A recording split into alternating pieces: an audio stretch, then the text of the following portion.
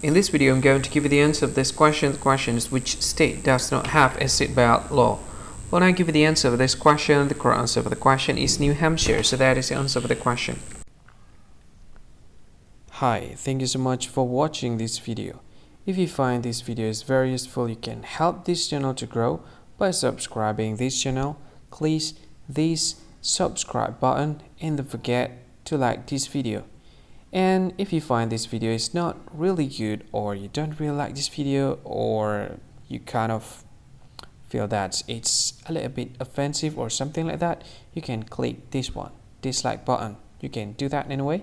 And if you want to share this video with your friend, you can share it by clicking this share button, and you can share it to any social media that you wish that is currently available at this time, like Facebook, Twitter, LinkedIn, and many others, right? And if you want to add this video to your playlist, you can click this one. You can watch this video later, and you can find more options by clicking these three dots. And yeah, don't forget to subscribe. I think that's all of it. Thank you so much for watching this video, and see you again in another video. Bye bye. See you again.